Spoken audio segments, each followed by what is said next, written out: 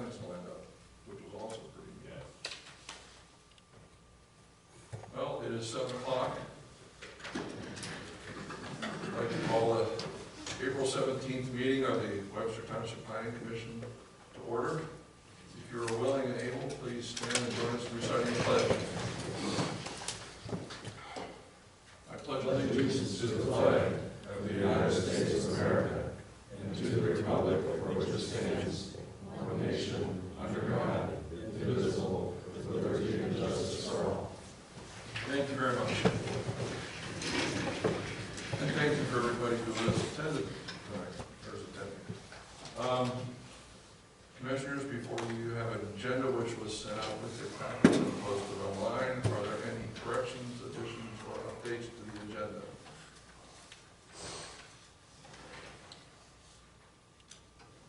Seeing none, may I have a motion to approve? Move to approve the agenda as written. Support. Rick supported. All in favor? Aye. Opposed? Thank you very much, Commissioners. You were also provided with a copy of the minutes from our previous meeting of March 20th. Are there any corrections, additions, or updates to that need to be brought before this body? Yeah, I've got a couple. Item 11B2,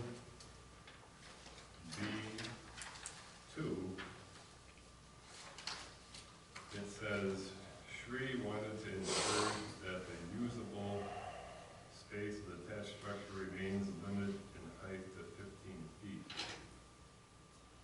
Now, I'm not sure what that means, because that's not in our ordinance, and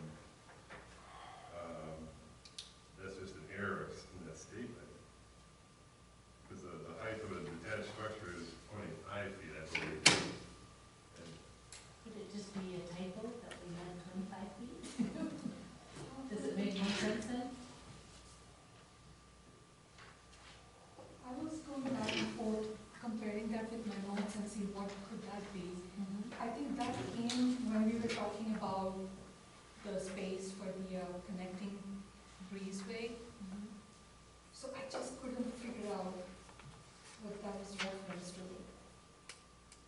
But the second part of the sentence is consistent with what the discussion was. The first part, I just couldn't figure out what is that.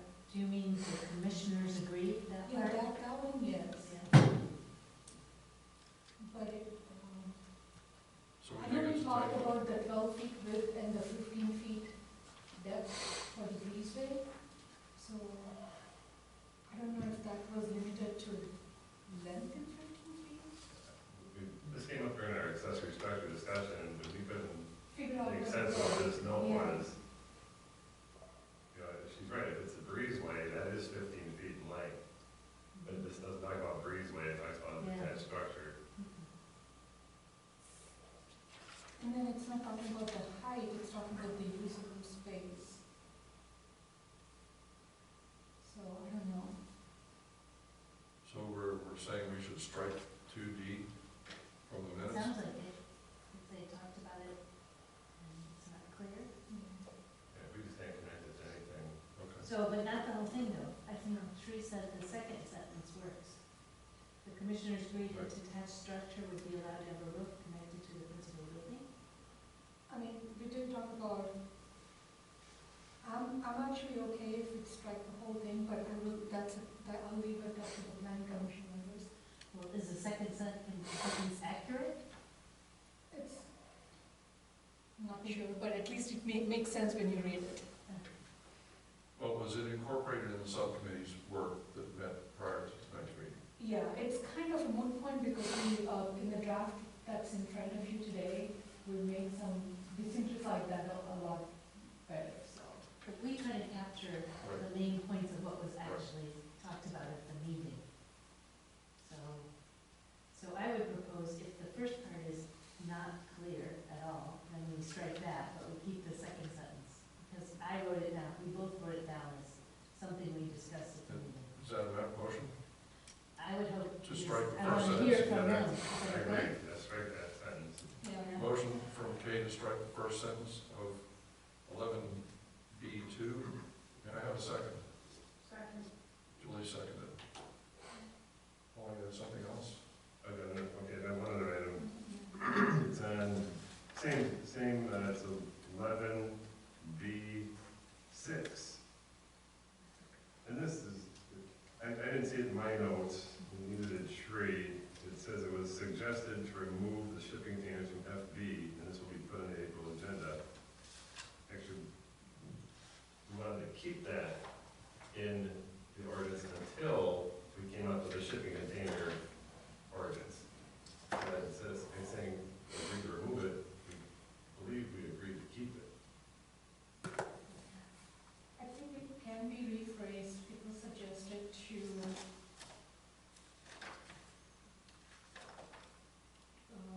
place the discussion of shipping container standards and that was the output of that discussion, right? Yeah, it was actually a placeholder was made, and it was Right. made into a separate discussion.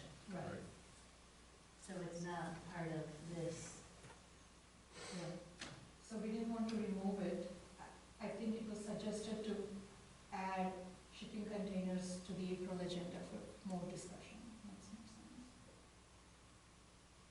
Because it's on the agenda tonight. Is that what you're on, Paul?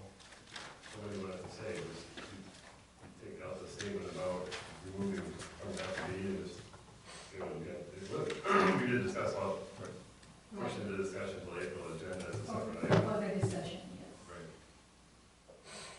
So, Shree, what is your amended? I would say it was suggested to postpone discussion of shipping containers and put it on the April agenda. Make sense? Hasn't it been removed from this section, F? No, we couldn't leave that as a, I'm looking at the draft we got today. Has it been Oh, put no, in a don't- different place? yeah. Yes. Don't look at the draft today. So that's what we thought was said, is it's gonna be not in this section, it's gonna be somewhere else. Do you have the draft from last Yes. meeting? It's still in F2, it's still there. I recall it being, it was supposed to be a separate item, not in this Did you see that, accessory FB? structure. Right. Well, We it will be, decided to Yeah. put it there. Yeah. Oh, I thought we. what we talked about happening is the accessory structure document getting approved, and the shipping container getting approved at a later date. And that, at that point, it would come out of F2. Right. We remove it at that point. Right. So it's still in F2.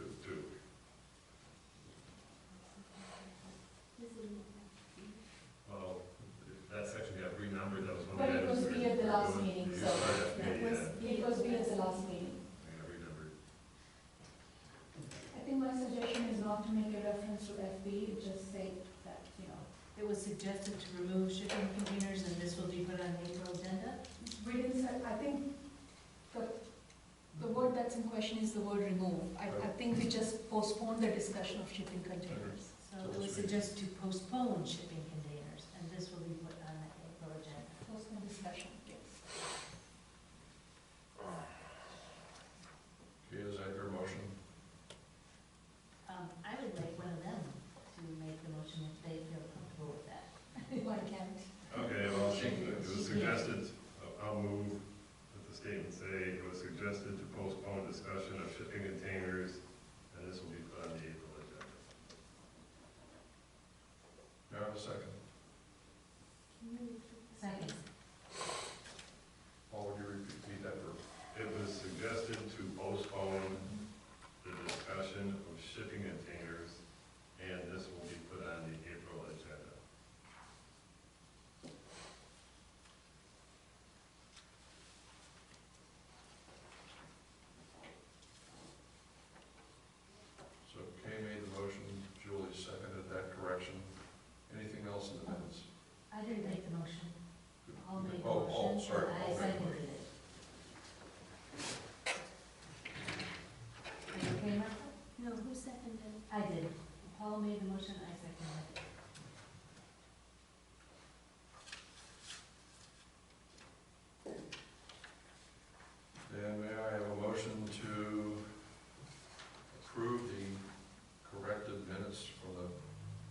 March 20th.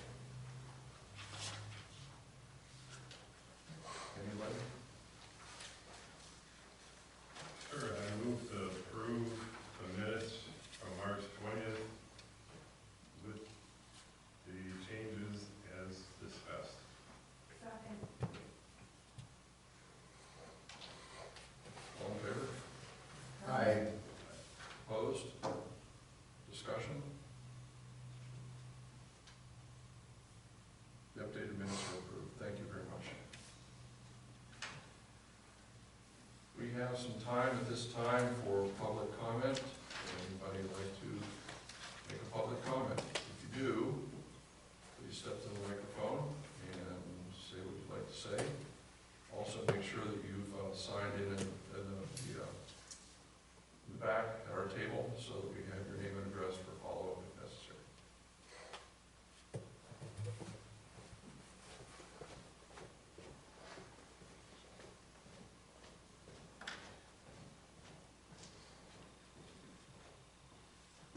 Hello, Peter Stevens, 7500 Trotters Lane. Just wanted to mention, I'm sure you probably noticed last week I was recording. That is up online now. It's on a YouTube channel called Webster Concerned Citizen. I'd like to see that changed to just something like Webster Engaged Citizen. It's just for information for residents, but it will be up on that YouTube channel. It's my intent going forward just to record the PC and board meetings. So that's really all. Thank you very much. Thank you.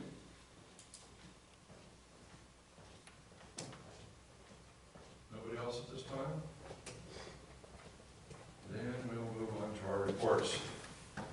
Planning and zoning. Sherry. I just want to add two things to the report that's in your packet. One, I recently got a draft from our township attorney and revised it to fit our current private road ordinance. The idea is to have a draft private road maintenance agreement if any of our current residents with the current road or any of the future applicants would like to have a draft to start off of. This is with the intent to save time and provide a resource for our residents, so we have that available. And then the board adopted the amendment for the building height and the lot standard definitions. That resulted in updating the hard copy. So everybody looks like everybody picked up the copies from your packet. All those pages are not amended, few were amended, but we had to print more because the page numbers changed. And the PDF on the website is also current with that amendment. And then just a gentle reminder about the MDOT training on May 4th, Saturday, 2 p.m. Any Yes. questions? Okay. I was wondering, I know it's tomorrow, but should we say now that we're going to meet on the stormwater team? Yeah. I know you didn't put it on there because we haven't done it. We haven't done it. So we are making progress with the stormwater amendment. Ted and I had an opportunity to talk about the draft revisions, and we're meeting with the subcommittee of the review team tomorrow afternoon to go over. Hopefully we can, I don't know, depending on how it goes, we will see if we can get it to the May meeting or the one after. Is that okay? I think, yeah, that's it. We're moving forward. Any questions for Sri while we're on her portion of the agenda? Seeing none, move to the township board report. Mr. Westman. Unusually, we had a relatively short meeting last night. We did approve moving forward with some road projects to the tune of something over $400,000. These are road improvements. This is not a contribution to the road commission for ongoing maintenance.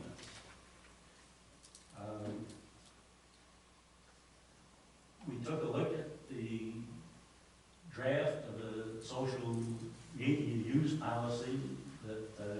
Gorsick is working on.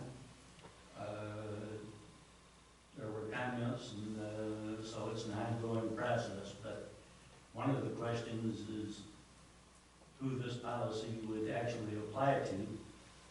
And it would certainly apply to all of the appointed boards and commissions of the township. So whenever we come to a final decision on that one, I'm sure everybody here will get a copy because we will all be bound by that policy. We approved an event permit for the Historical Society to have a bluegrass festival next door here. They had one last year, and it was a big success, and it was so well received that I'm anticipating a lot bigger turnout this year. So they're doing well. We approved an event permit for St. Joseph Church. They do this every year. We have never had any problem with that event, so there were no issues with that. We took a look at a proposed contract with the Dexter Senior Center, and the document that we had was not all that well prepared. It didn't even have a signature block on it. So there were some questions about content, and further there were some questions regarding information that we had requested from the senior center that had not been provided. So we agreed that we would postpone consideration of that contract until we got that information. We will eventually come to an agreement with them, but there are some questions that we need to have answered. We approved the invoice from Wade, that's the transportation folks that you see moving around the township. And we also approved the annual MTA premium pass for educational programs, online educational programs that we all have access to. So I would encourage everybody to take advantage of that. And that's all I had for the board. Thank you. Any questions of Mr. Westman? Seeing none, we'll go back to him for any PDR updates. Okay, start out just by saying that at the end of the fiscal year, last year we closed on 3 projects and they totaled about 250 acres.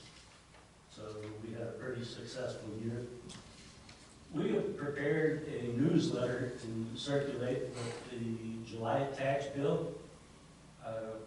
We have done that, I think, 3 times in the past. We believe it's a good way to communicate with the citizenry.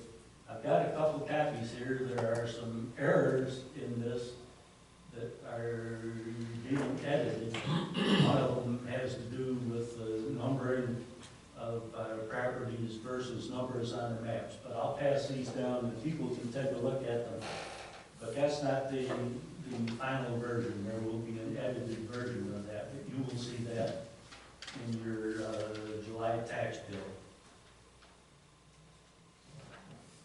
We also addressed the issue of a proposed renewal of the PDR millage. And last night, we did vote that we would seek to have a millage renewal at the August at the August election.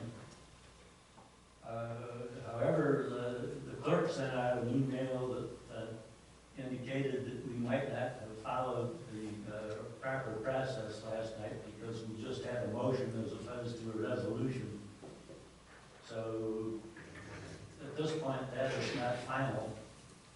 but I would anticipate that if we move forward and have a special meeting and do it the right way, that you will see a renewal for the PBR village on the August ballot. And that's what I have for PBR. Thank you. Rick will now move over to you. And we have a report from the ZBA. We have not had a meeting. But we are going to have one of the first Tuesday next month, 7:30 at 7 o'clock tonight. And it's just an informational meeting, going over bylaws and elected officers and stuff like that. We don't have a public hearing or a variance or figure, so. Any questions? Mr. Kleinschmidt? Seeing none, we'll move to the Natural Features Committee. Yeah, so we met Monday night, and we received a revised draft of the Natural Rivers District brochure that we've talked about before. It looks beautiful, there's a lot of good content. However, there were two main areas where we felt that revisions were needed. So we made a list of these things, and I'm also meeting with Sri as our zoning administrator, because she was one of the originators of the request. And we'll give all that input back to the designer at Watershed Council, and we'll review that again in the Natural Features Committee before we forward it to anyone else, including the Planning Commission. So we are making progress. Additionally, we're still working out our proposed plan for what we think we should be doing to achieve our mission, and we probably need a few more meetings for that before we have something to share and ask for input. Thank you. Any questions for Kay? Seeing none, we'll move to public hearings. We don't have any scheduled tonight. So on to old business, which is our accessory structures and uses group. And Diane, who wants to speak? Paul, Sri?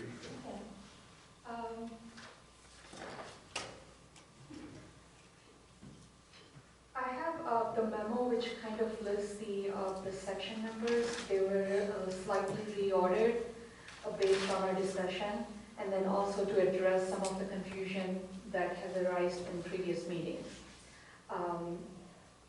There are some major changes done to section D and E. But because that would take a little bit of discussion, I would like to come back to that at the end, but go over the other sections because those are pretty minor. No changes are done to section A, B, and C. No changes to section F. None to G. For barrier-free ramps, section H, we just removed the word residential. I'm going to take a pause and check if anybody has any comments from A through H, but not D and E. I have a question about what no change means. Do you mean since the last meeting? Yes. Or compared to the original ordinance? Since the last meeting, no change. Okay, I think we agreed that unless it was covered in the last meeting, we weren't going to make changes between the meetings. I just want to understand what no change Yeah. means. Just a little more clarification. Any comments before we move on? We'll come back to D and E. I don't know if we talked about this before, but H for the ramps, does it matter if it's roofed or unroofed? It's just talks about unroofed. Yeah, I believe, my recollection from the last meeting is that the least encroachment into the setback, the better. When you have a roof, then it's much, it's more intensive encroachment than unroofed. Minimum encroachment. Okay, then moving on to I, no changes to the text since the last meeting. Section J, trash and recycle dumpsters. we took away the standards and then just made a reference to the section 13.160.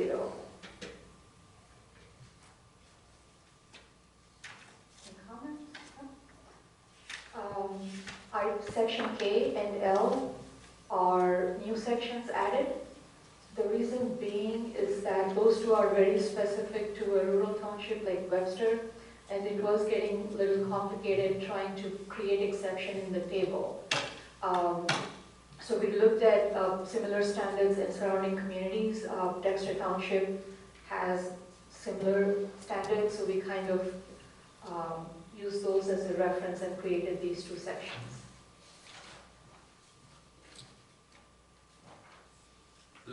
This is a committee work. Yes, the review team looked at it.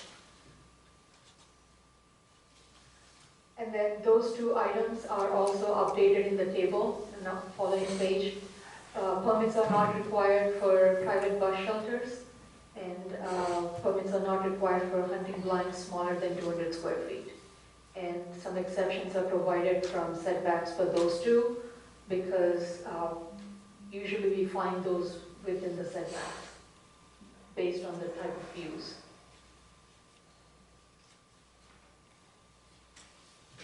Any comments, questions?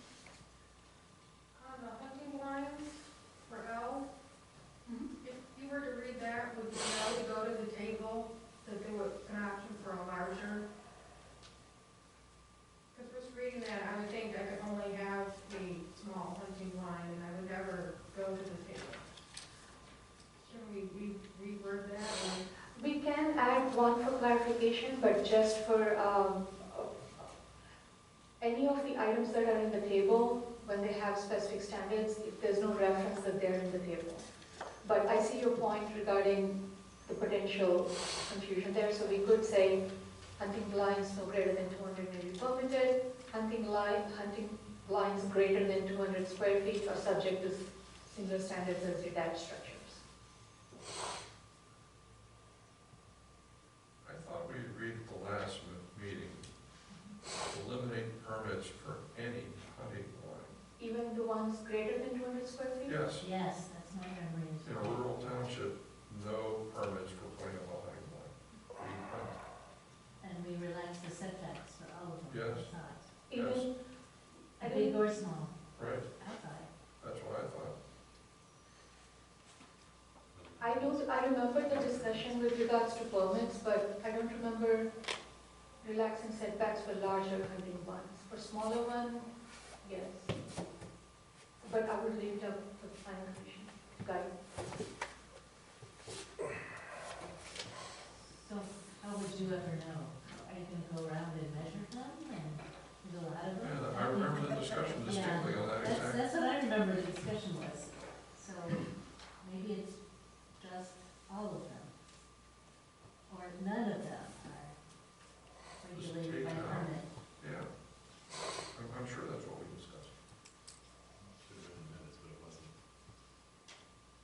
Would you like to give it a maximum square footage? That No, way, no. No. Take them out. We talked about it a lot. Yeah. Hunting blind, so. The proposal was not to require Correct. any permits for any hunting lines. Correct.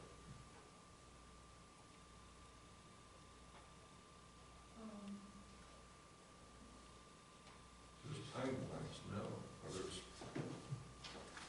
16 and 17, just, So if we're not requiring any permits, the idea here, while we discussed with the review team, is that how do we specify height, or so they can be as big as they can be and no It's permit okay. is required? yeah, it's a hunting line.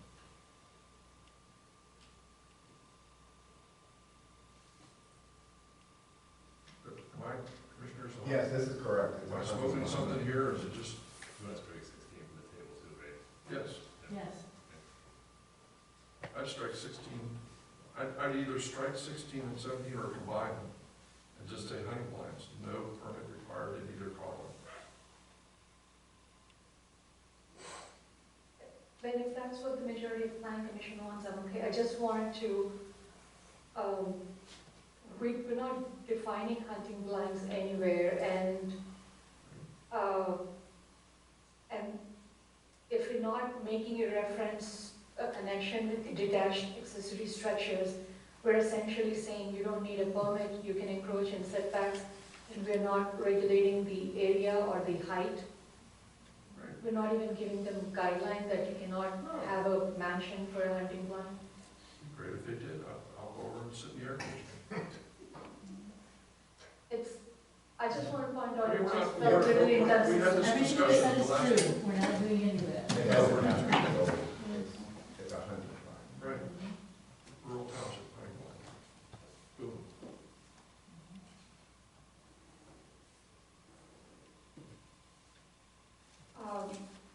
So what, are we at a conclusion for that?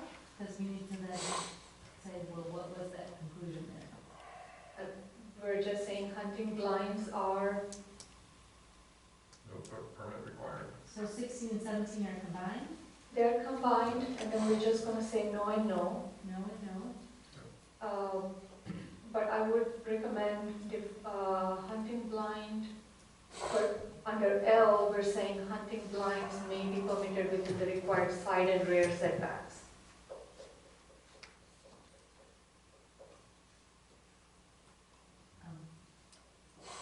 Does may be permitted mean allowed, or does it mean you need a permit? Because we said no permits either. No, permit, we've used permitted, in lieu of the word allowed Okay. everywhere else. I'm just wondering if it's a little confusing here, because we're saying permit required, no. Permitted in the sense that they will be allowed to. Okay. And the required side and rear setbacks. So we're taking out no greater than? Yep. And just saying hunting blinds may be permitted within the required side on L.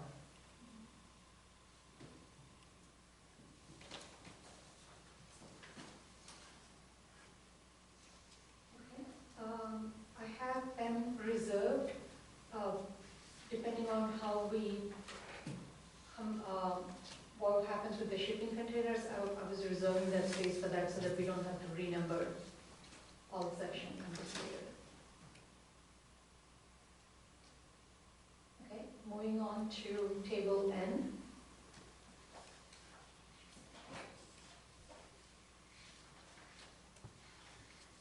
Any changes, questions, comments? Sorry, one more. Should we back up 1 second? Yeah. For K, M for reserve, Right. would it make sense to simply add under M, reserved for shipping containers? No, we don't know what we're gonna come back or if we're gonna, Well, at some point, it will, it would be included. But, so if you put it in now, at whatever point it's included, so to your point about not messing up the numbering, right.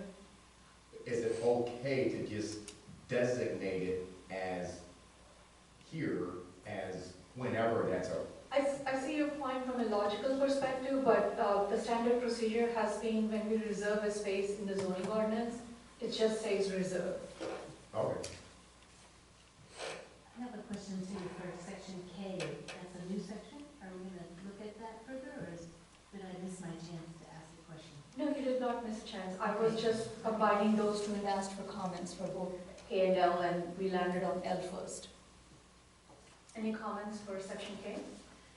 So, this was not in here before, it's all new, Yes. and is this pretty standard, or where did this all come from? So like I mentioned, this came from, a part of it came from Webster Township, and we revised it a little bit to fit ours. So is it common for people to have requirements on what the private bus shelter? So the idea was that for bus shelters, since we are not requiring any permits, we wanted to provide some guidelines for people to understand that the purpose of this is a bus shelter so that they don't put larger structures within setbacks. And then the other standards are, like for hunting blinds, we said they may be permitted within setbacks in side and rear, but for private bus shelters, they are placed in the front, so we want to make sure that they don't conflict with traffic or the public right-of-ways and such like that. So these are mostly guidelines so that, what people are doing, but wanted to make sure they understand. Thank you. And the area and the height requirements, those are placeholders, but those are pulled from Dexter Township.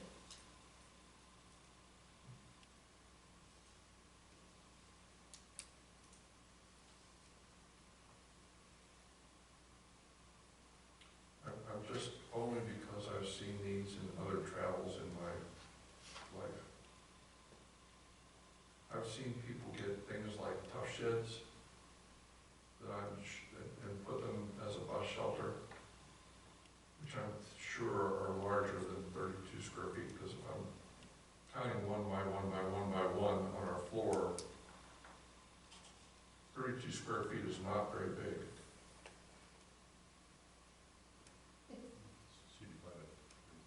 Yeah, so it's 4 by 8 sheet of plywood, right?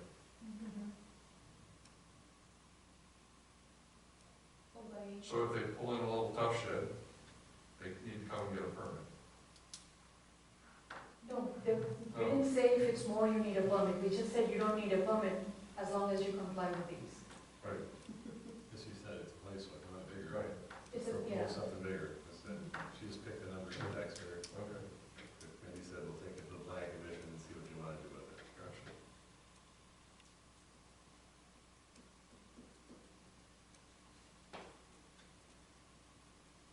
So do other townships have bigger numbers?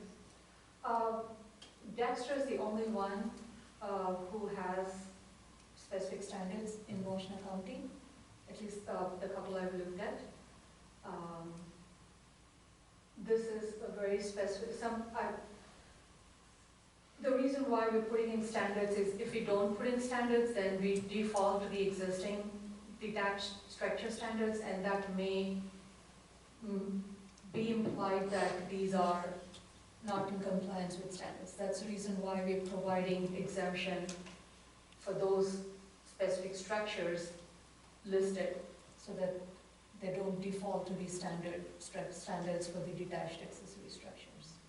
But do the standards have so many specific things? We don't have to. That's a start. Then we can choose what we want to, what we don't want to.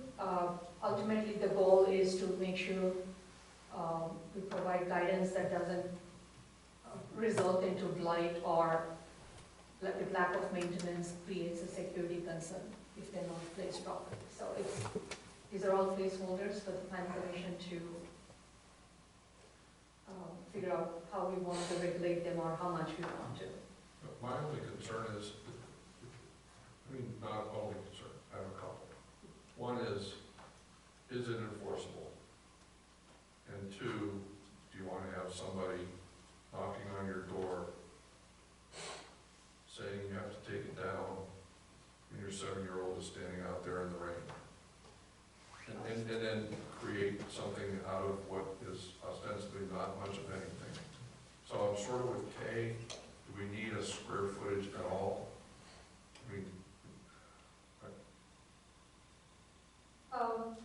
Like I said, it's definitely up to planning commission if you, based on the Webster Township, if you feel like you want to allow additional square foot, it's up for discussion. But I do want to clarify the enforcement part of it. Like, like with any other standard in the zoning ordinance, we don't drive around trying to find the shelters which are not in compliance. The reason why we have some standards in the zoning ordinance so that we have something to fall back on if it becomes a safety issue or an enforcement issue. At that point, we can say, hey, our standards say you need to place the shelter outside the right of way, so please move it.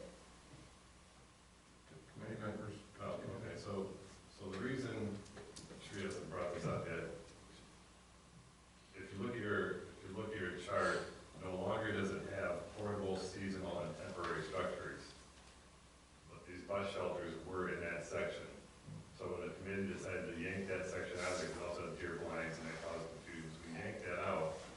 So she looked at an option to cover bus shelters. Now what it was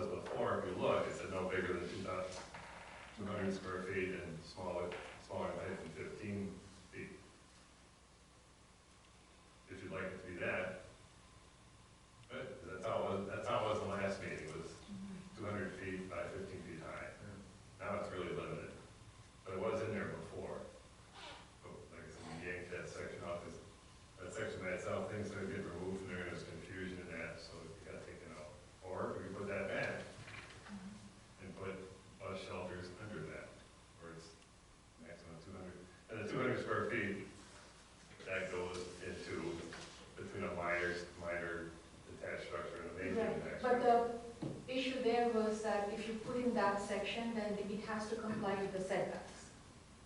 Yeah, that's right. I'm wondering, is it enough to have a use? Is that enough for enforcement, to say it shall only be used for providing shelter from the elements for bus users? Is that enough without all the dimensions? I think I would recommend from a safety perspective to at least consider keeping 1 and 2. Yeah, I'm thinking about 3 and 4. Do we need 3 and 4?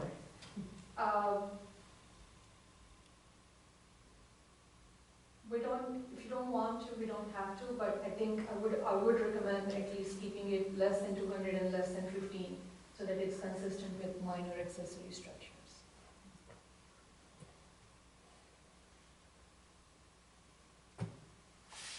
I don't think I've ever seen a bus shelter that big. Right, but I just recommend giving it a measurable. So just the use isn't enough. That was my question, is just the use enough for enforcement? I mean, if someone complained and you go in there and there's like wood stacked in there or something, if there's another use, obviously, that would be enforceable. I would want to keep in mind the bus shelters or the hunting blinds when we don't cap the size to a minor accessory structures, we are creating larger structures that require larger maintenance. So I just want to bring your attention back to this. I understand 32 versus 8 feet might be restrictive, so like I said, those are placeholders, but entirely removing them is also not advisable for that, because those are the places where it could, if not used, maintained right, they can be a safety hazard. What if I created a shelter because I have kids and then I sell the property, move out, the other people don't have kids, and it's not maintained well? It can be a safety hazard. But it does say that Yeah, you have to remove it once there's no longer, the use is no longer Right. required. I So guess that's maybe, enforceable. let me rephrase the question. I would like to know the reasons behind why you don't want to limit the square footage. The question is it enforceable then, or is it limiting? Is it just so it's enforceable, or is it limiting people for that small purpose? I have Paul's example of 4x8 sheet of plywood, so 200 square feet is basically 4 sheets of plywood, right? 32 plus 32 plus 30, or 3. I mean, I don't know what people are building. Again, we're sort of back to this rural township thing. I don't know anybody who's thinking about building something that large except a subdivision, and then it would be covered in their HOA. I mean, if the plan commission feels like nobody's gonna build something that larger, then what would be the hesitation by saying it cannot be more than 200 square feet?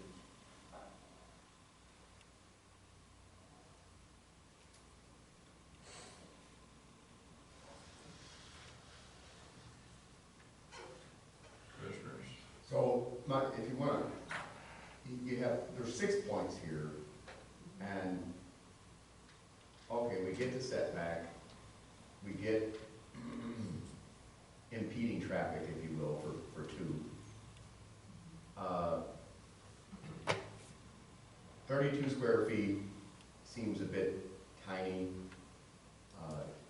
100 square feet, that's a 10 by 10 bedroom. But when we're talking about, and even the maximum height, okay, but pertaining to the enforcement, to say use only for bus users, that's completely unenforceable. Removal, we don't want blight, so we get that, we understand that, okay, but how do you define when it's no longer required? And an example of that, for me, would be, you have, like in my case, where I've got older boys and then they no longer need it because they're driving. Well, my youngest was 10 years apart. And knowing that I was gonna have a younger at some point, well, for that span of time, that was not being used. And it wasn't being used for anything else. It was not a tomato stand. It was not a wood stand. But I'm not gonna remove it, knowing that I'm not done having kids. So my point to that is, I don't think that's enforceable either.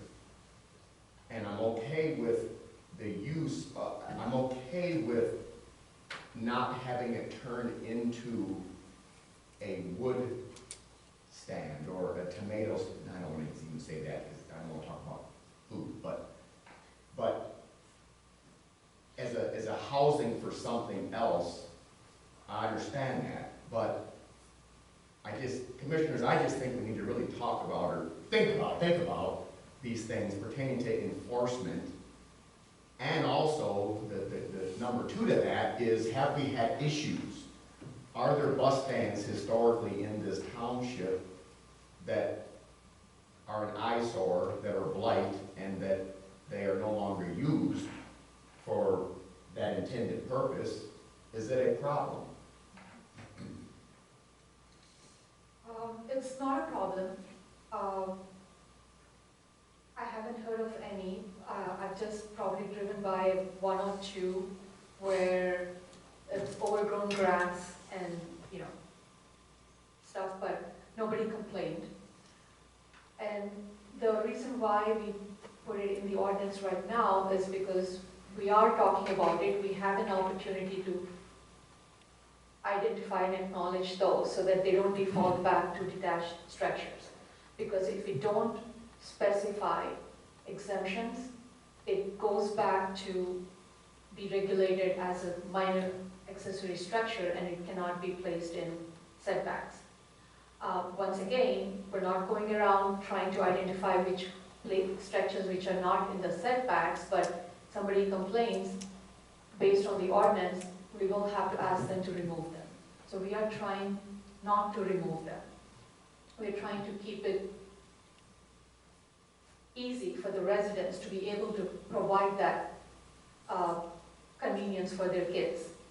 I'm okay, if you wanted to take off 3 and 4, to keep it shorter, we can take 3 and 4, but how about at the beginning of the section that says bus shelters no greater than 200 square feet, no taller than 15 feet, shall meet the standards outlined below, and then we just talk about setbacks, obstructions, and use.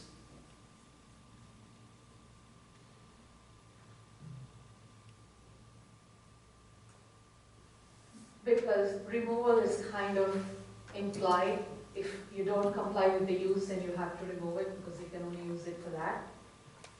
Unless, if you want to change of use, then you can change the use if it meets the standards for the other use in the ordinance.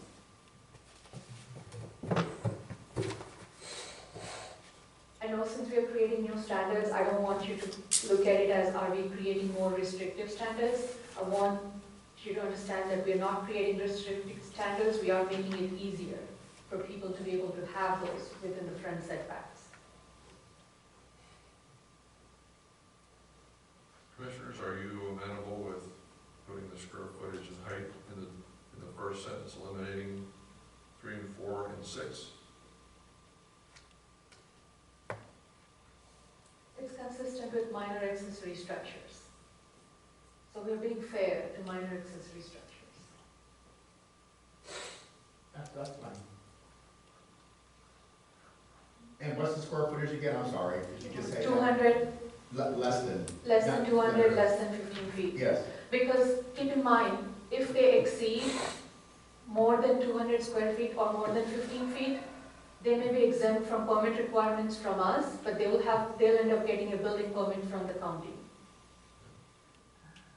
So that's another reason why I was suggesting for the hunting blinds and the bus shelters to keep the square footage and height consistent with the minor, because if county is requiring a permit, and they'll then reach out to me for either an exemption or a permit, and it's easier for a zoning administrator if, when I'm verifying compliance, it's a quantifiable standard and consistent.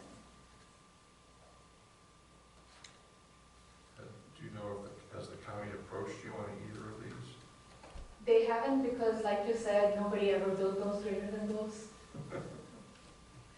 But it doesn't mean never say never. But that is true. I did run every of these by Deb Schmidt, the county, and she said, we don't differentiate it based on use. We just differentiate it, is it more than 200, you need a permit. If it's less than 200, you don't need a permit. So Commissioners, I'm okay with those changes I described earlier. Yes. Then Just to be clear, so it's add less than 200 square feet and less than 15 feet and omit 3, 4, and 6. Yes. correct. Well, the wording would be no greater than Yeah. 200 square Yeah. feet. Greater no than. taller No than. greater than. So we're consistent all the way through. No greater than.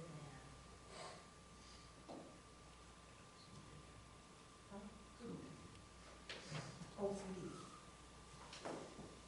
Was I able to convince you regarding hunting blinds, or is still no cap on hunting blinds? They will end up requiring a permit if it's more than 200 with the county. Let the county do it.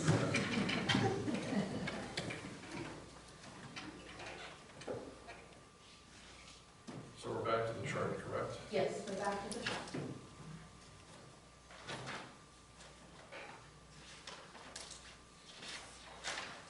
There are no major changes to the chart, it's just correcting references and adding private bus shelters and the blinds.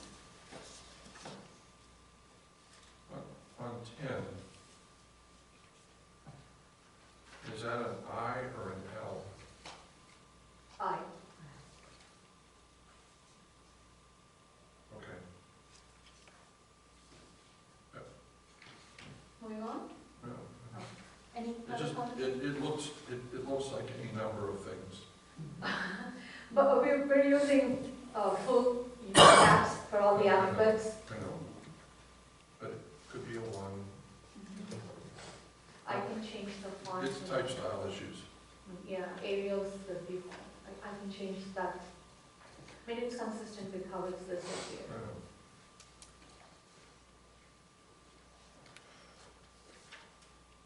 Okay? Moving on to O, permit exemption verification.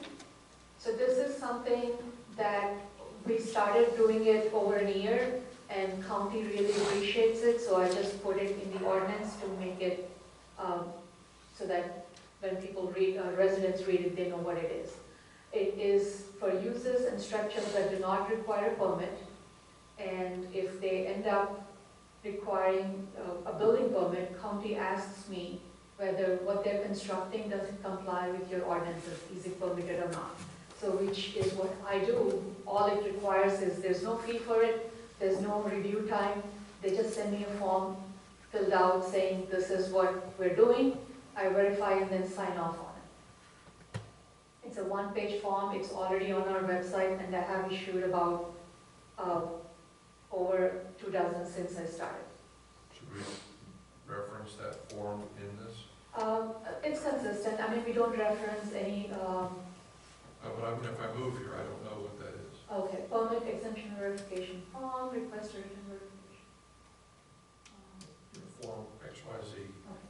I'll make a reference to the title of the form that's online. Thank you.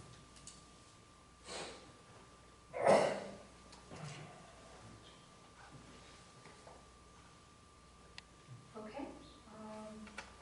Item P, I reordered it based on the numerical section numbers, that's all.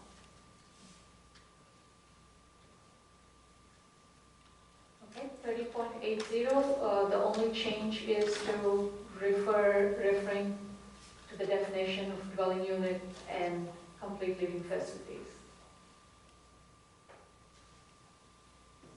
I had one question on that section. Mm-hmm. Number 2 is describing something that's not allowed. True?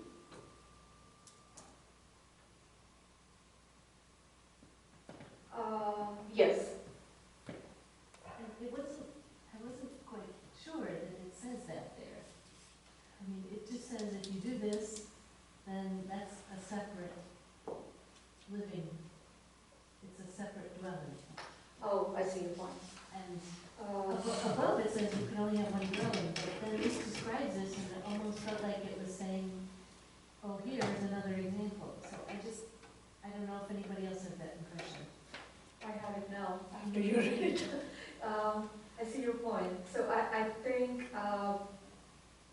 saying is that if you do this, then it's considered a separate dwelling unit, which is not permitted. Yes. So an area consisting of complete living facilities in an attached or detached accessory structure and physically separated from the principal. Oh, I guess we did say detached, so I guess we don't have to do the physical.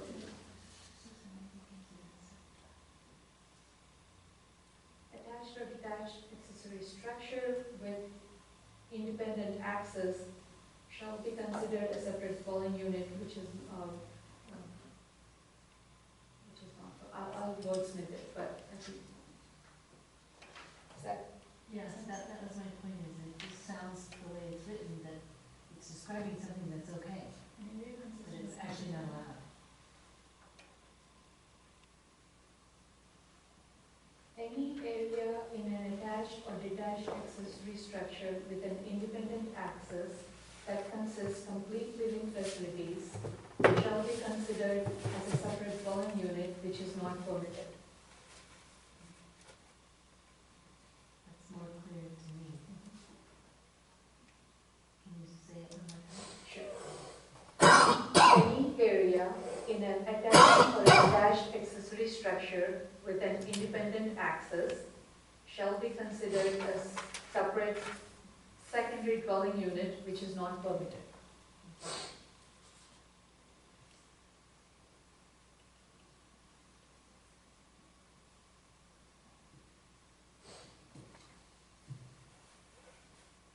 Okay.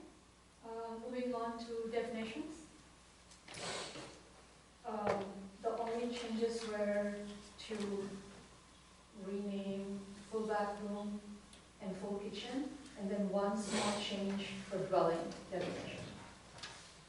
Where for the definition of dwelling, we're taking away the word "or" and replacing it with "and." So now it reads, any building or part thereof containing seating, full kitchen, and full bath facilities intended for residential use. I also have under structures corrections that didn't get made this semicolon, is a colon, and the removal of the word provided at the end of the sentence. Yes.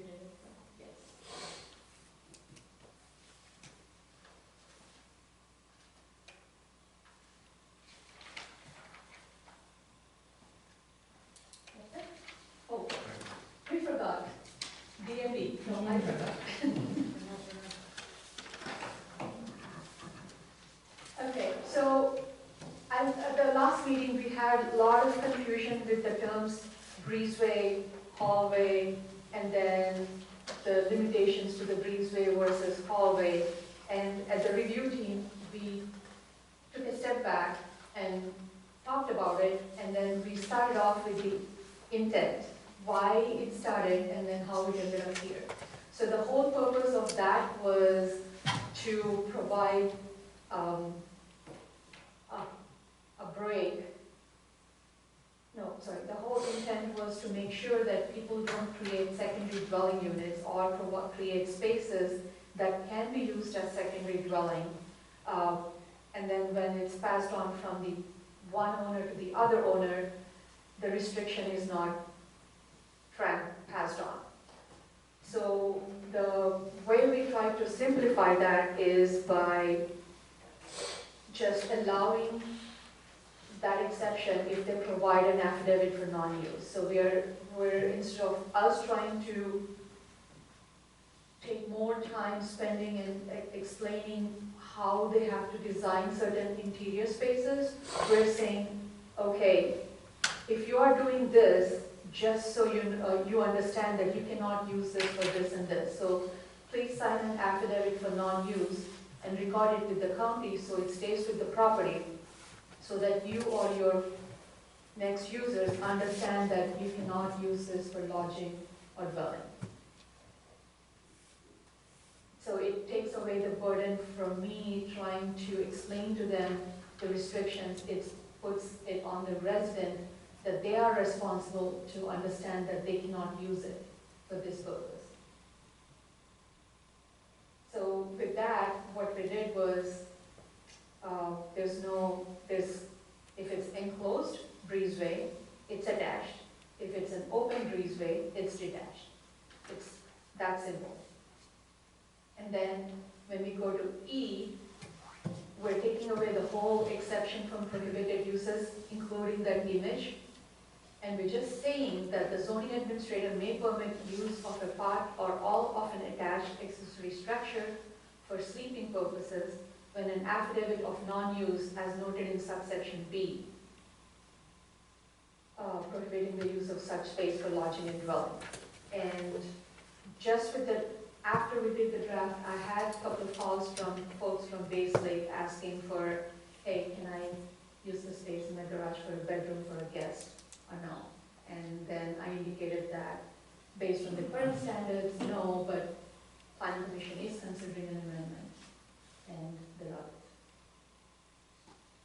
it. And that also helps me with some of the current ongoing challenges I'm having with enforcement, where if I can have an affidavit of non-use and it's recorded on the property, and when the house goes up for sale, it shows up in the title search, and the new owner is well aware that these are the restrictions with that space.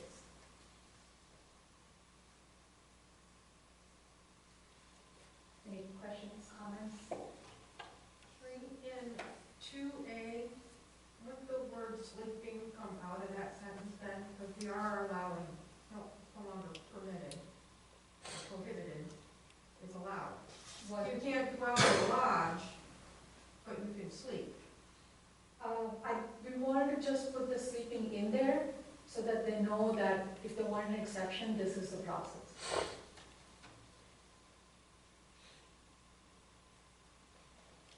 I think in 2B, there's some words missing.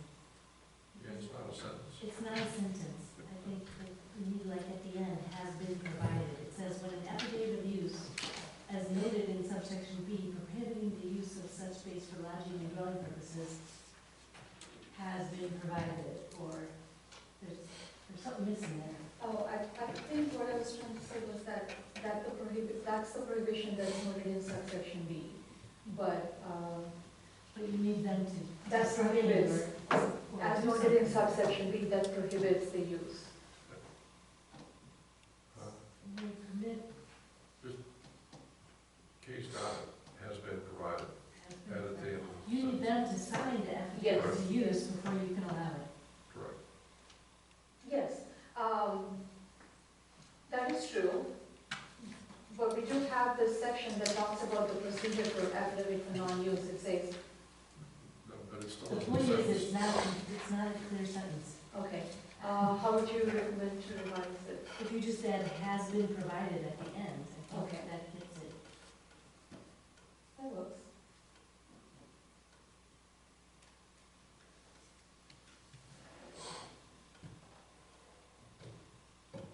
Does that address the confusion from the last meeting? Can I ask one question about going back to attached structures? Right. So I'm not sure if there's other prohibitions against this, but can I build an accessory structure a few feet from my principal dwelling and then put the same roof on it? Then it's attached, right? According to this, Yes. yes. Okay, just making sure. In two, or D2C, somehow that sentence also ends unless other.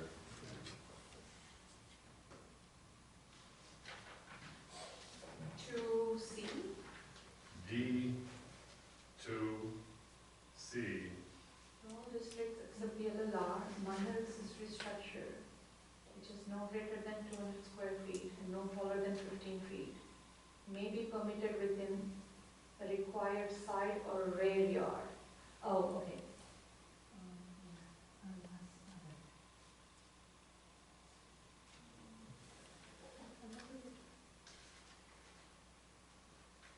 Unless otherwise noted.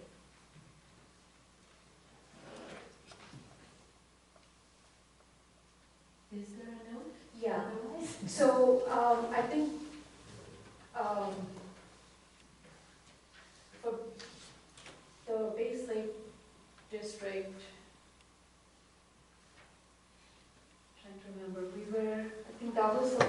unless otherwise noted, and we were trying to figure out what was that.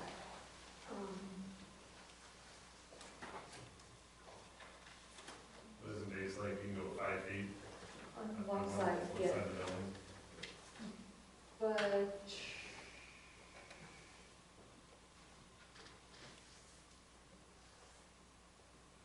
But we want to keep it 10 feet, right, if it's less than 200? All district, except, okay. I don't think you need that unless otherwise noted, you just probably don't need it at all. You're already excluding Base Lake, which has its own 5-foot Yes, setback. yes. Just stand it after 10 feet. Yes, and that, yeah. You're right. So are you saying omit C altogether? No, just No. omit the last word unless other, and put a period after 10 feet.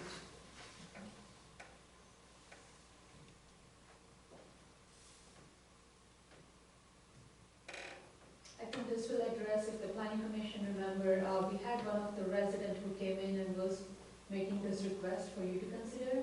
At that time, we didn't feel the immediate need for it, but since we are in that section considering standards, trying to make it easier for residents, I'm happy to see that here, and I will let that resident know that you guys have taken a second look at it and have addressed his comment.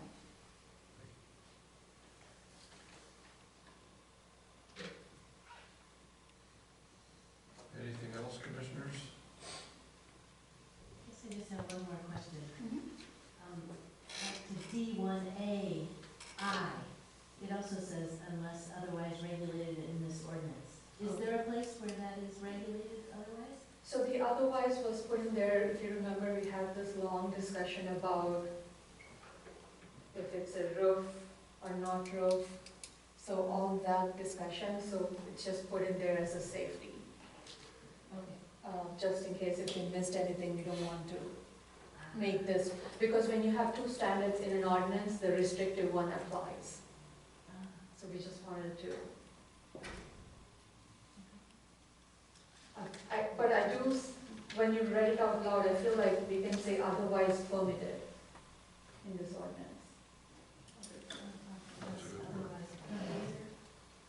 So that it's consistent with how we use the word. It's right here. Not regulated.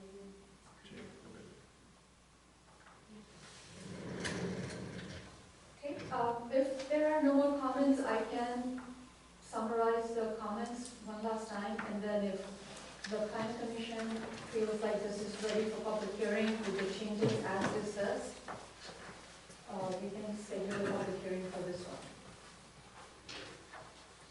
Okay, I'm going to start with page 11. No changes on page 11. Page 12. D1, Roman numeral 1, we're changing the word regulated to permitted. And D2C, we're ending the sentence at 10 feet and removing the word unless other. Say that again. D2C, we're ending the sentence at 10 feet and removing unless other. On page 13, E2B, it's going to read as the zoning administrator may permit use of part or all attached structure for sleeping purposes when an affidavit of non-use as noted in section B, prohibiting the use of such space for lodging and dwelling purposes has been provided. So we are ending that sentence with has been provided. The image is going to go away. It wasn't struck in the draft, but the image is going to go away under B. Moving on to page 14. Private bus shops, shelters. The first line is going to read, bus stop shelters no greater than 200 square feet and no taller than 15 feet shall meet the standards outlined below. And we are keeping 1, 2, and 4. We're removing 3, 5, and 6. No, No. that's wrong. No. saying 1, 2, 1, 2, 5, Yes. 1, 2, and 5. and we are removing the 3, 4, and 6. Yes. And for hunting blinds, we're saying hunting blinds may be permitted within the required and side setbacks, period. So we're omitting no greater than 200. Right. No greater than. Item L, we're saying hunting blinds may be permitted within the required side and rear setbacks. So we're just removing the word no greater than 200 square feet. Okay. Page 15. We are combining 16 and 17. We're just going to call it hunting blinds, no and no. Are we going to reference L still? Because L has. Oh, yeah. the- No, no, CL. Good point. Thanks, Kate. You good with that, Martha? Okay, so We're just referring. on the table, No, it's just in the table. So, combine with those two. We know, let's see.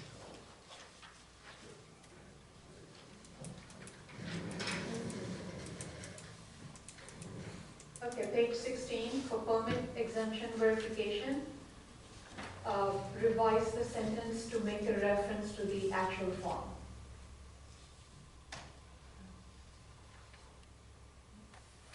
Okay. 13.80, 2, we are revising that sentence. Do you want me to repeat, or did you get it when I rephrased it before? For section 13.80, we are replacing the sentence to, it's going to be any area in an attached or detached accessory structure with an independent access that consists of complete living facilities shall be considered a secondary dwelling unit which is prohibited. Is it which of that? That was different than what we said before, so I'm trying to write it down. Oh, what do you have it? I wrote down any area, or any area in attached or detached, attached or detached accessory structure with independent access shall be considered a secondary dwelling unit, which is not permitted. So that after independent access, there should be a word with complete living facilities.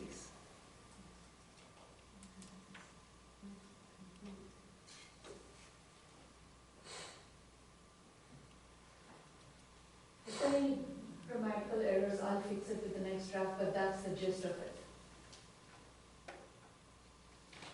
Has this had legal review yet? Or is there a legal review for this? We got the legal review when we were like 50% sure where we headed. So they looked at the affidavit for non-use, and I did get a draft for affidavit of non-use from our attorneys, which I have used in a couple of situations already. And the definitions were looked at the legal by the attorney, so. Sorry, you were listening to me. Sorry, I distracted you. No, that's okay. Okay, we are on page 17. The changes are on dwelling, replace or with an in the first sentence. And under structure, after platforms, period, and strike the word provided.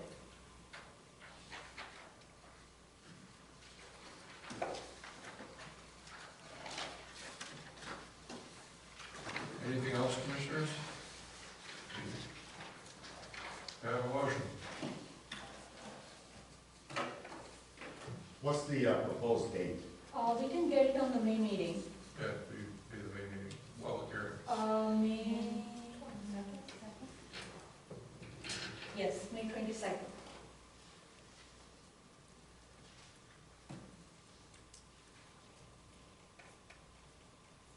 Motion?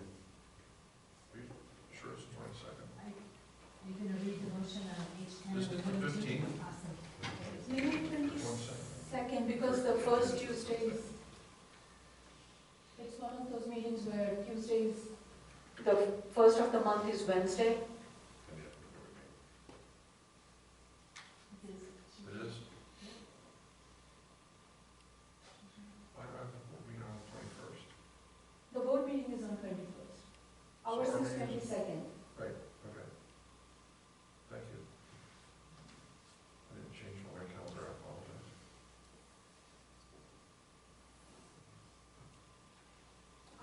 I can send calendar invites so that we all have dates That's okay. on Outlook. No, please, no. No, You don't like no, that? that's okay, no.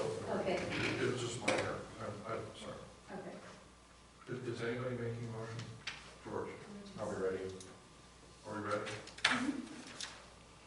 Okay, in the matter of text amendment 23-ZTA-01, a motion is proposed to set a public hearing on May 22nd, 2024, at the Planning Commission's regular meeting for the proposed amendment to sections 2.10, 13.15, and 13.80 of the Webster Township zoning ordinance. This motion is based on a draft as presented with changes summarized by the township planner at tonight's meeting. Second. Roll call. Kay. Aye. John? Aye. Aye. Aye. Aye. Aye. Aye. I almost heard the drum roll. Motion passed. Thank you very much, Commissioners, for your work on this. Thank you for the subcommittee and your work on this too.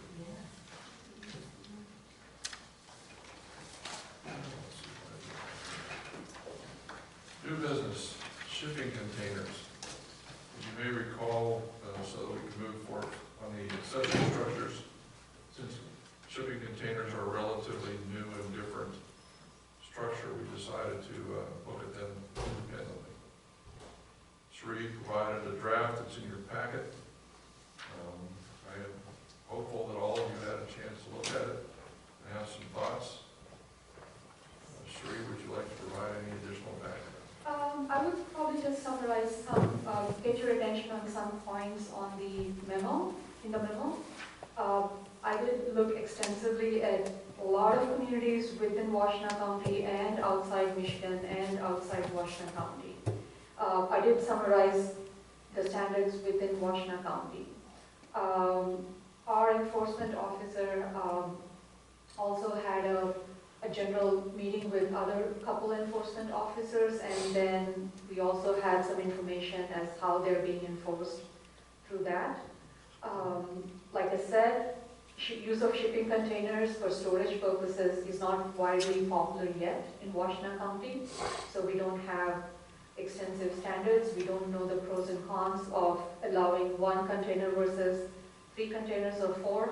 That's the reason why in the draft, we included standards where 1 is permitted administratively, but if it's more than 1, it comes to planning commission, so that at least until we understand how this fares, plan commission has some discretion over how they're regulated.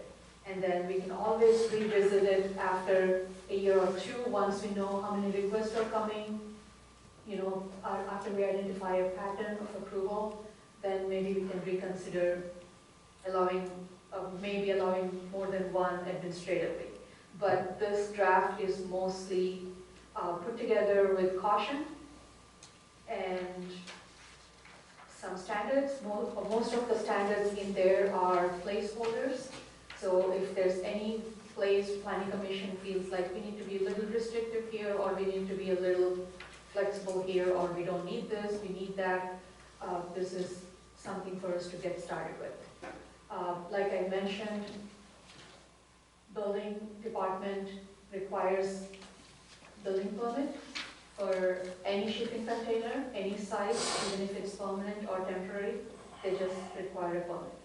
And I also did a little bit of research on the size of containers. They're mostly 10 feet, 20 feet, and 40 feet long, typically 8 to 8.5 feet wide, unless they are custom-made special order containers. With that, I have the draft in front of you. We can go over the definition and standards one by one and see if you have any comments. I have a request before we do that, Mm-hmm. and it's really to focus on why should we even consider regulating this?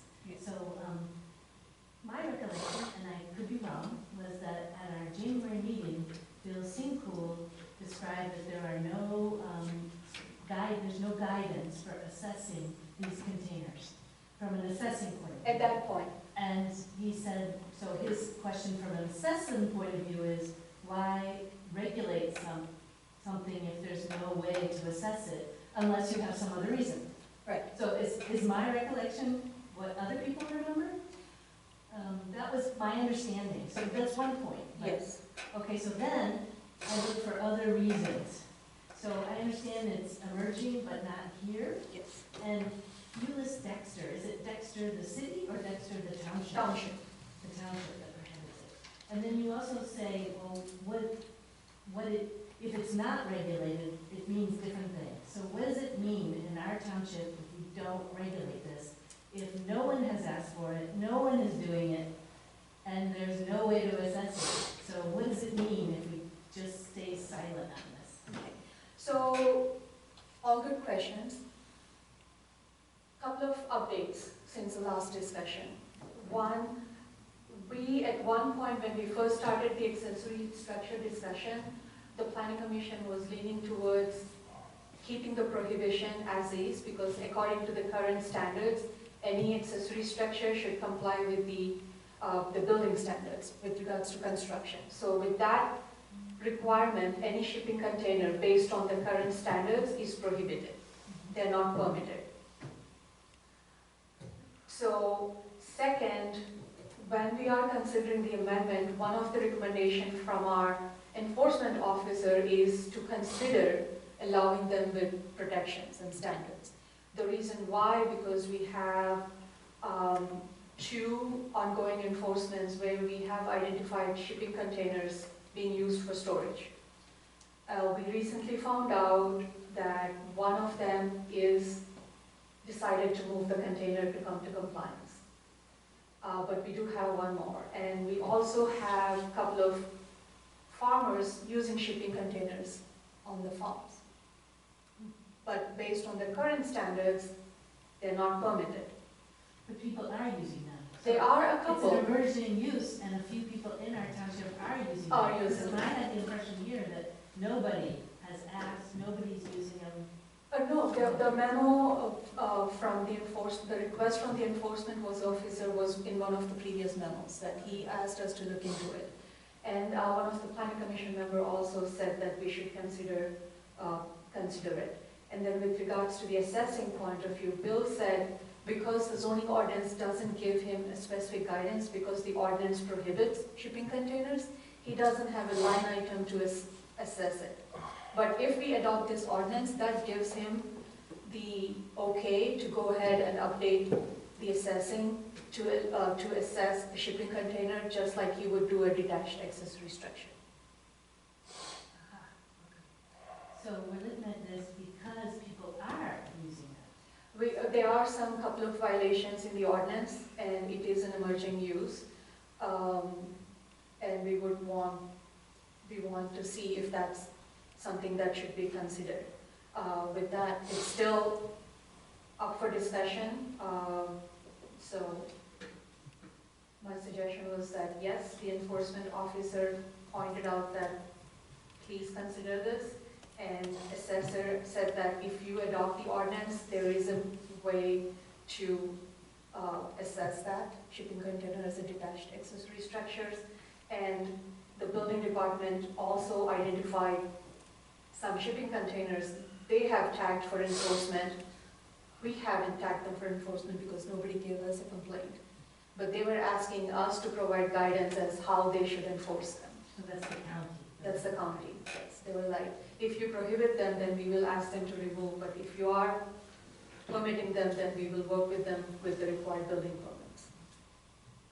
Thank you. So I'm just stating the facts so that you all can make an informed decision.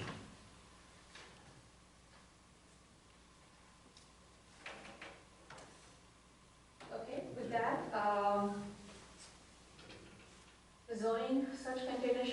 permitted in agricultural, commercial, and industrial districts. This does not include residential. Don't we currently have some already in residential? R1 zoning? When I looked at GIS earlier today, it just said residential. Right, so GIS residential is just the type of use. So we have some ag zoned properties which have houses on them, so they may have shipping containers. So if it's zoned ag district, then it's permitted. The reason why R1 or other are excluded is because of the smaller size. This one says the minimum lot area is 5 acres, and we don't see 5-acre lots in R1 or other districts. But in ag, we have 2-acre lots also. Right, so the idea is, like I said, everything is a placeholder. If the 5-acre was put in after, basic discussion that if it's a large lot, then if it's put in the backyard, then it may not be visible, so it may not be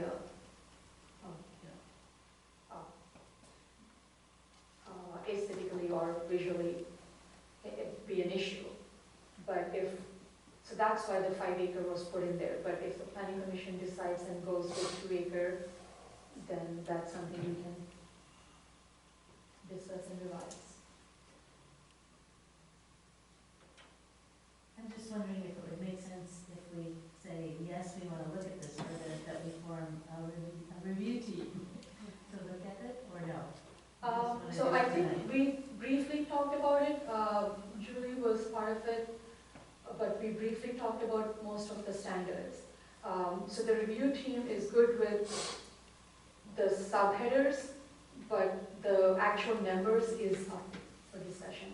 The other reason why we didn't put 2 acres is because we have a lot of R1 lots that are over 2 acres. I think about 60 or 50, from what I recall. So if we allow shipping containers on 2-acre properties in ag, then what about R1 zone properties that are over 2 acres? So we're just trying to be consistent with I think either way, you have a problem, whether you say 2 or 5. But a difficulty, anyway, explaining it.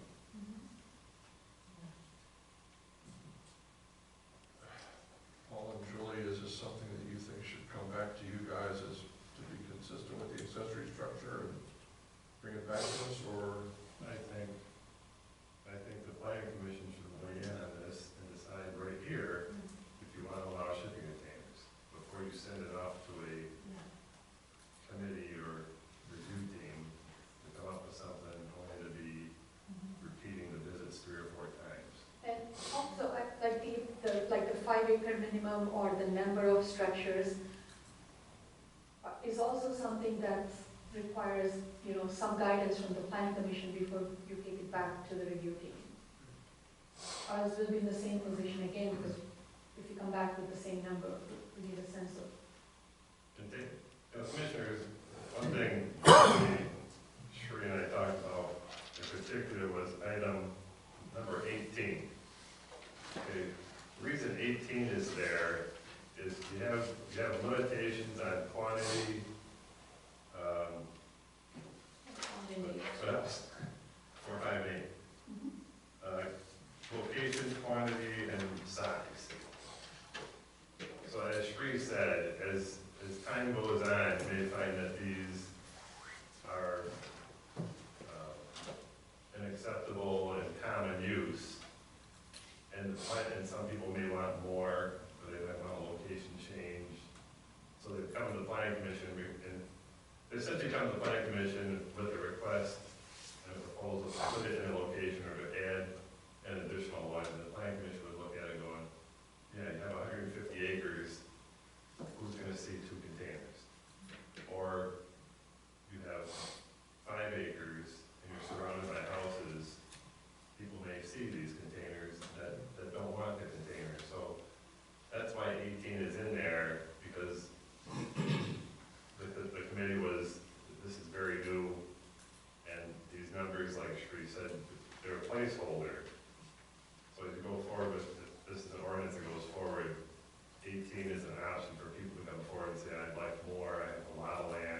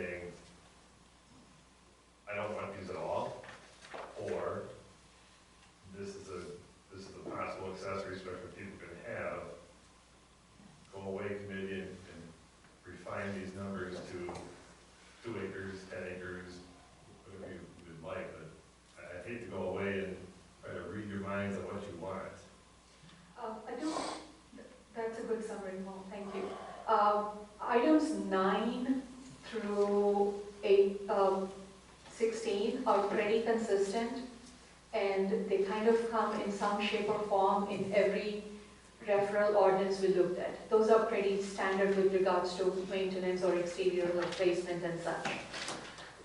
Essentially, what we need to discuss that will be more specific to Webster would be items 1 through 8. And because like I said, this draft was more of like allowing them, but with caution, which is why we have 18 that allows an exception. So we're just going with the a little bit safer numbers, with an exception where the Planning Commission may allow additional numbers so that we can test this out to see how it goes. So let's go around the table and decide whether we want to do it with full head or not. George? So I'm in favor of this. So is now the time to have some comment on it? I thought we were first to No, say. well, in I'm favor. That's why I was Okay. asking you to go around the table, as Paul suggested. Is this something we want to say yes or no to, allowing in our township? Yes? I'm in favor, yes. I'm in favor of having them. Paul? Or I'm sorry, Rick? We've been so quiet. Yeah. Okay. Okay, I assume. I'm not convinced. Yes, I am. Okay. Then we are undertaking this. Beyond the draft. One thing I wanted to mention, I did a little bit of research today, that, on the 25th, Linden Township is having a public hearing on a shipping container ordinance. So, if we wanted to go to that and see what they had to say. I'll reach out to the planner. Because otherwise you only have one example here, Pittsfield, right? And then you have special land use in Northfield. So Sri, since we've said yes, was it your hope that we go through this tonight, piece by piece, or do you think? I think I would need at least some guidance on how the Planning Commission feels about standards 1 through 8. Like, do you feel like the way it's set for administrative approval and the exception, do you like those numbers? Or are there any numbers you would like us to reconsider? Like, let's say minimum lot area. Do you think 5 acres is a good start? Or do you want it to be more or less? Commissioners, I have some thoughts. PC can always do I'll allow an you to- exception. So, I have a few notes, okay, and if we can go back to page 19 of 22, under your planning commission consideration, Oh, that topic,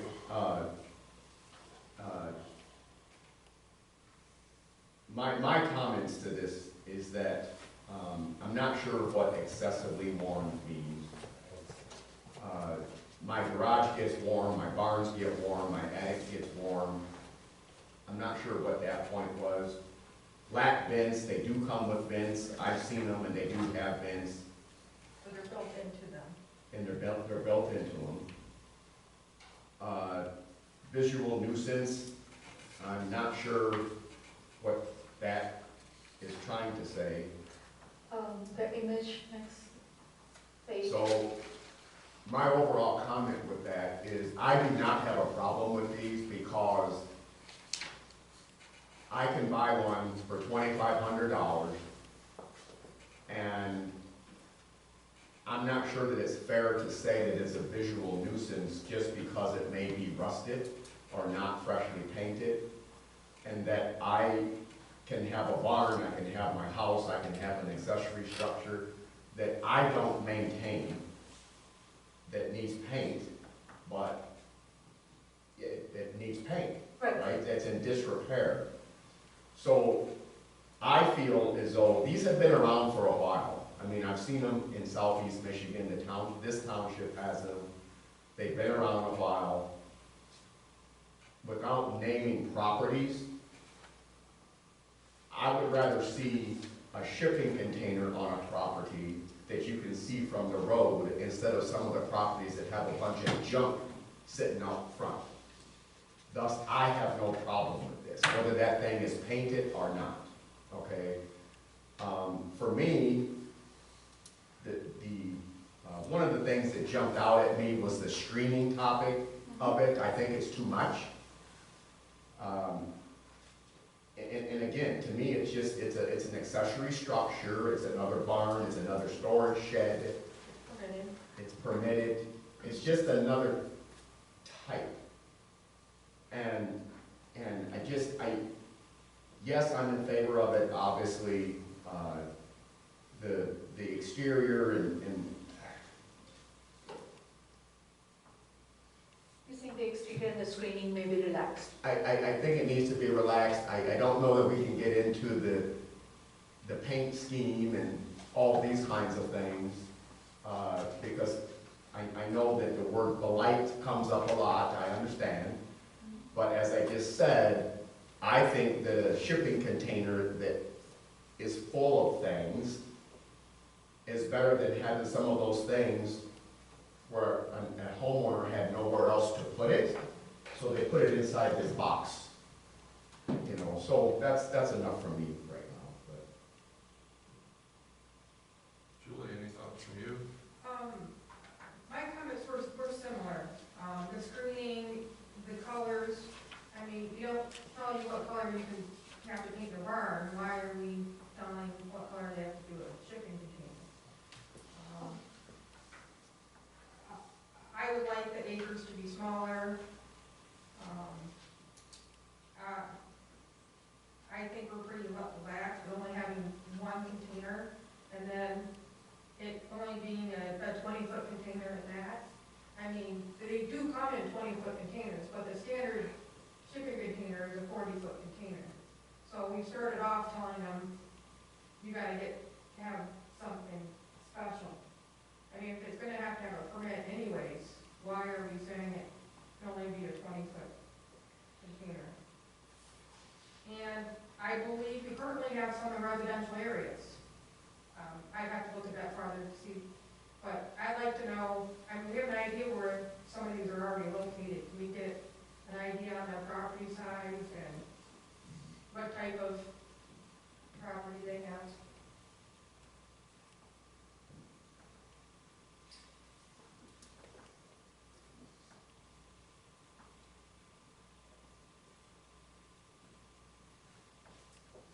Rick, anything you'd like to? My comment was too, is the 20-footer is not a very popular size, and most of them come in 40 feet. So that's some issues there, but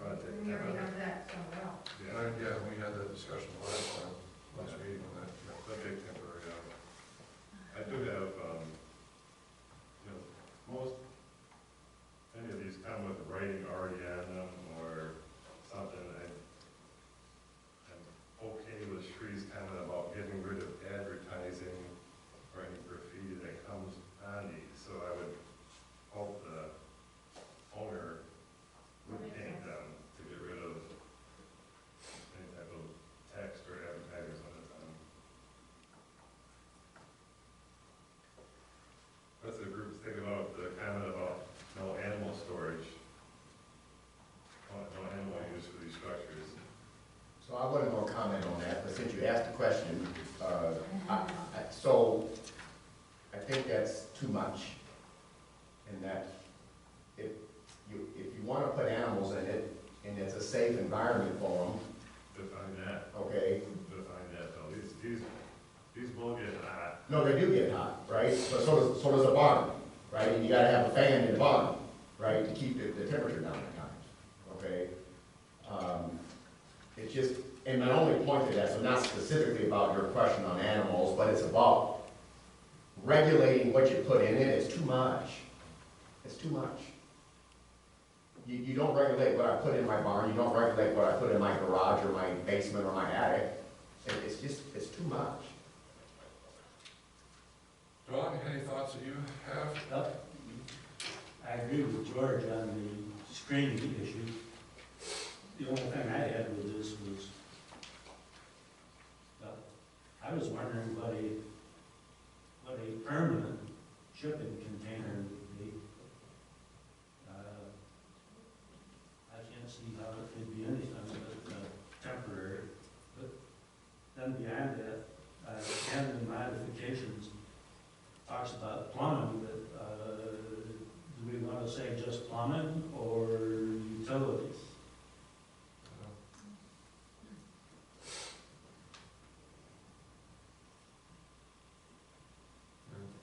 That's So Tom, I think previously, I think a picture was given to us at a previous meeting about a shipping container that had been turned into an office.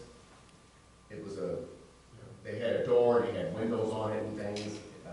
It was presented here by somebody. And I think we discussed that we don't want that. We don't want a shipping container turning into a modified office.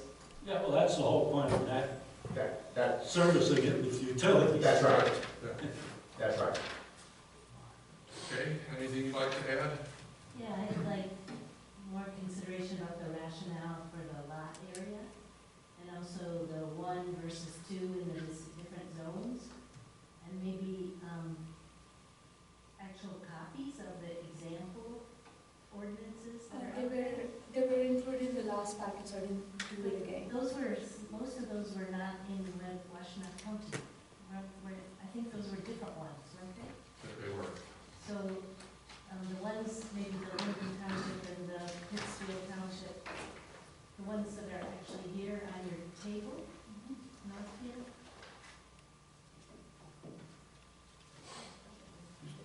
Did somebody say that Linden Township is having this on Saturday? That's, I Googled it and it was a Sun-Times article. You Google it again. Maybe it was last year, maybe not. I just put it on their webpage.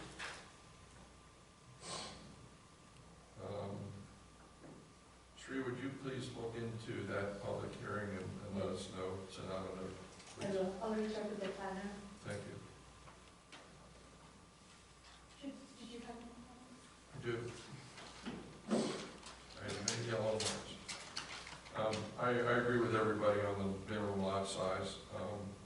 I did have a question, as Julie mentioned, also on the zoning, particularly since I think I was driving by one that I think it's in our residential district already. Whoever made the comment, I'd like to reinforce on the maximum number of allowable containers, unless you put in something about your ability to, or the planning commission's ability to review additional containers. Then on location, I have a question, and it gets back to location, particularly with ag. How you define a rear yard in the ag zone, is, I don't understand, but maybe I'm wrong. Then it's under uses, it shall be used for vehicles. And I would think if you've got a heat problem, the last thing you want to do is contain car fumes inside a vehicle, so I don't know that there's any restriction we should put on the use. And somebody referenced that, but being a car guy, I don't want gas fumes in an enclosed container. Watch a movie, they explode. And then with regard to animals, George, I thought about that after you and I talked a little bit.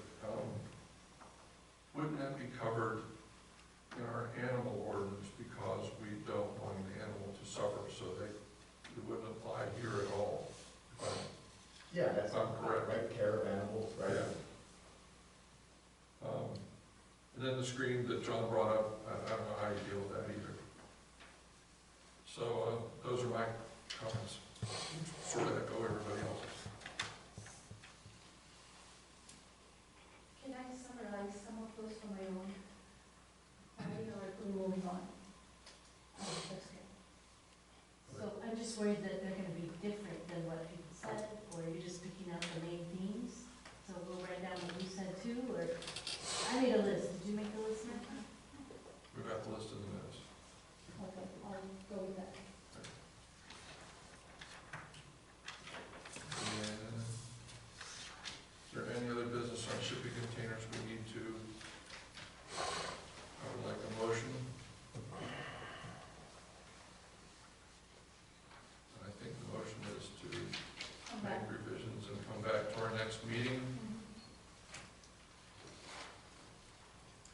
as discussed. But I'm not allowed to make that motion. Would anybody like to make a motion besides me? Seeing none, I guess we're not gonna do anything. Somebody make a motion. Okay, make a motion to postpone further discussion on section 13.15 shipping container standards until the May 22nd meeting. Second. Roll call, George. Aye. Julie. Aye. Ray. Aye. Okay, I, John? Aye. Aye. Any other discussion? Motion carried. We will add it to our May agenda for additional consideration. So the public hearing at London is on April 25th, Thursday, 7 p.m. Huh? Good. I just, the planning commission, I just forwarded you the Sunshine article. So it already happened. Oh, no, it's next week. Yeah. Can we get there from here? Go down the block. I don't hear Turtle Run. I think we have to go to Chelsea and come back, up 52. Give yourself, if you plan on attending. Any other new business tonight? Discussion items for the May agenda, I'd like to postpone, well, we can do it. Okay. Anything besides what I have for our May 22nd meeting? I have a public hearing for 13.15, additional under old business shipping containers. Anything else, commissioners, that I have forgotten about? You won't have any stormwater management, right? I don't think so, I think we're gonna need at least one more meeting to really wrap it up. We made a lot of progress, but I don't think so. Seeing none, no more. I'd like to open up for public comment. Questions or board?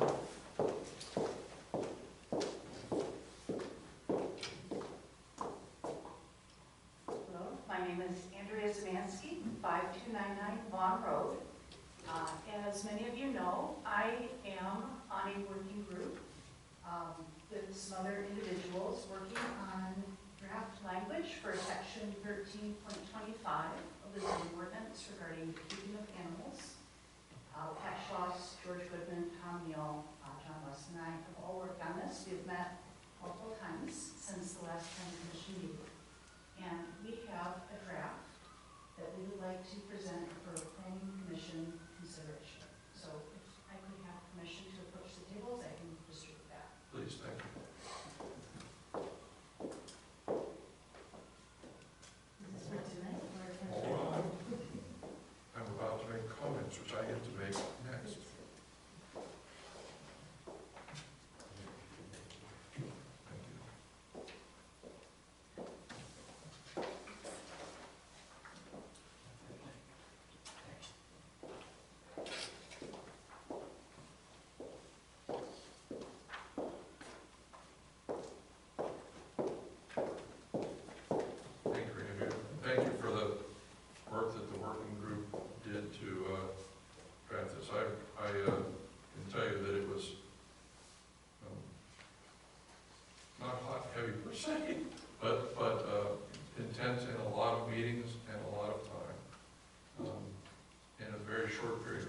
So congratulations and thanks to everybody who participated in that. With regard to my correspondence and comments, it applies to this. Commissioners, this is not on our agenda tonight for discussion tonight. Hey, Tom, Yes, yes, sir. any other public comment? Oh, I'm sorry. Any other, well, she didn't stand up to begin with. I didn't come on with my turn. Okay. My name's Julie Welch. I live on Independence Lake, and I am very much in support of Mr. Goodman's stance on shipping containers. I think that we should allow two. If you have one every 2 acres, I think that that's reasonable. I think that we shouldn't regulate what we put in them, and, you know, I don't want the government in my business, so I think that it's okay to not make rules so, I don't know. People let their houses, we don't regulate what color they paint their houses, we don't regulate what they put in their garages and their lawns. Thank you. I apologize for usurping your time. That's okay. Would you like to? Okay. Now on, Mike, please. This working group intentionally brought this to us at the end of our meeting tonight because it's not part of our agenda. It is not up for discussion tonight. However, since you now have it in front of you, I would appreciate it if you would take it home, make comments. It is not in electronic form intentionally, so that you can make comments on another piece of paper. We would like to add it to the May agenda as a discussion item under old business and review it at that time with regard to the many activities and meetings we had on this previously. So it will be on the May agenda if you all agree. And then in the meantime, we can look at it and decide, and think about it and talk about it. So we're bringing our comments to the next meeting, we're not, there's no interim thing. No interim thing.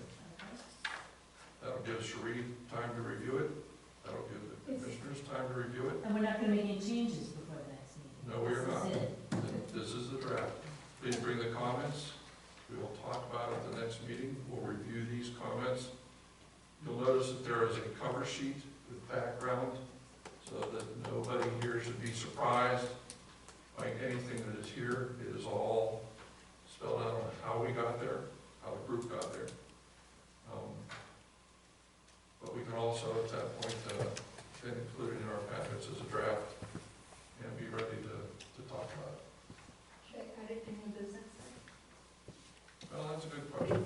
When you It's get not this, new, it's not new business. it came back, so I thought Right. we're starting over. Okay, It it's could, not new business, but should I add it to the agenda again? yes, please, if the commissioners agree. Because we passed that topic already, but, Yes. It seems like old business, so we got it back. well, that's, The goals are the same, correct, or similar, correct, but we're still working on it. correct. That's where I sort of came down to. We're good? Any other information items or correspondence that anybody on the commission would like to offer? Supervisor Kingsley, anything you'd like to offer? Not that I can think of offhand. Okay. Okay, Go ahead. I'd just like to say I gave this booklet that I gave you guys, Land Use for a Healthy Watershed, to the Natural Features Committee. And our trustee, Shelley Versick, is very enamored with this book. She said last night at the board meeting, easy read, makes a lot of connections. Just a little encouragement to check it out. If you don't have a copy, I can give you another. go ahead. This is the second time I brought this up. It might even be the third time, but I think that the township needs to spend money on a new sound system, and they need to do that immediately.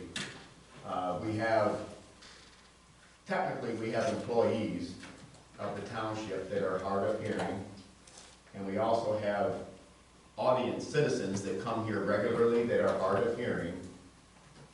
And in fairness to those that can't hear, this is an ADA issue, and it needs to be done. And we have the money in the bank, it needs to be done under the guise of ADA. And I just think that's the proper thing to do. That's all I have. Thank you. I do have one final thing I forgot about. If you've noticed in your mailboxes, each of you should now be getting copies of the MTA magazine. So it'll keep you up to date on some things that are going on in the larger scope of things, but many of those articles directly apply to some of the things that we're talking about. In particular, I believe it's the May issue. I read something that was sort of useful to me in understanding what we're doing. So I suggest you take it home and when you're falling asleep and you got your highlighter ready to mark down things, you can make comments and feel free to bring them to our meetings because that's what we're here for. Learn and disseminate and be better. If I do that, I won't get past the first paragraph. Before I'm asleep. You can do it in the dugout while your kids are on it. Anything else?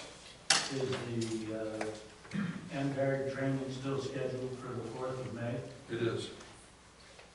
The document I had said that was a special meeting, not just training. Is that correct? I don't know that. Because it's specified for all 3 boards, there's a quorum, it should be advertised as a special meeting, but the agenda includes just public comment and training and question. No, I understand that, but it's I think, at least, again, what I saw it was called as a special meeting, not just a training session.